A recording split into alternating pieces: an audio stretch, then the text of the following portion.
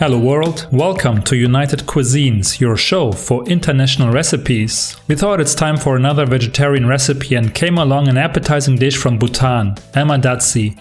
It is considered to be the national dish of Bhutan and consists of ema, chili, and datshi, cheese. I guess it's healthy and, more importantly, a good amount of melted cheese always tickles my palate, so let's make some in this episode. But first of all, welcome to our new set and home in Singapore, where we will have access to an incredible amount of cuisines and be able to bring more tasty recipes from around the world to you. For our Ema Datshi recipe, you will need a good bunch of medium spicy green chilies, one big yellow bell pepper, and as many small green chilies as you dare. Moreover, some red onion, garlic, tomato, and of course, a cheese of your choice with good melting properties. And lastly, a knob of butter. You will need a pan with a fitting lid, which you place close by and start prepping your washed veggies. Remove the stalks of the green chili peppers, cut them lengthwise and place them in the pan. No need to deseed them, at least not according to our Bhutanese friends. Chop up the small green chili and add it into the mix as well. Generally, mostly chili peppers of various types are put into Ema Datshi, which makes it really hot/spicy. If you have rather sensitive spice sensors, we highly suggest that you add a big yellow bell pepper, which will help offset the heat and add some sweetness to the dish. Clean the bell pepper by deseeding it and removing its ribs, aka membranes, before cutting it lengthwise.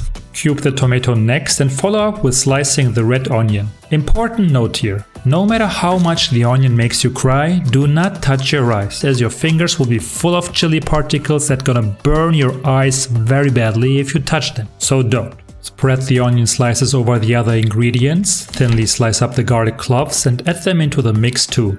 Great. Last but not least, we shall grate the cheese, preferably with a grater. If your equipment is stuck at customs, you can also use a peeler, permission granted. While we peel the cheese, I would like to take the opportunity to apologize for the bad lighting of this video, as some of our equipment really is still in transition, most probably sailing on a container ship through the Indian Ocean right now. Let's speed this process up again, grab our pan and move over to the stove.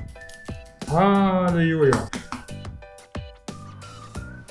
Place the pan over medium heat, add a cup of hot water and evenly distribute the veggies. Sprinkle some salt on top as well as a bit of vegetable oil before covering with a lid and letting cook for 15 minutes. The peppers should be cooked but not have turned absolutely mushy. Then it's time to add the butter and turn off the heat. Evenly spread the grated cheese over the veggies and cover again for 2 to 3 minutes. The heat of the dish will melt the cheese just enough without curdling it. Generally, you can use the cheese of your liking, even processed ones if that's what you have at hand. But try to avoid stringy cheeses such as mozzarella, as those usually don't melt well. You can also add a bit of Parmigiano Reggiano for some umami, or even blue cheese for more complex flavors. Once the cheese is melted, give everything a good mix and combine the cheese with the remaining liquid, creating a tasty base for your Ema Datshi. Take your time and be gentle, you don't want to end up with mashed peppers. Serve your Ema Datshi wet or dry. You might want to serve it more like a soup on grey winter days or when you got a cold. The spiciness will warm you up and help you fight off the cold. Or enjoy it dry on a bed of rice, which will significantly lower the heat level of your Ema Datshi. And now, let's taste test.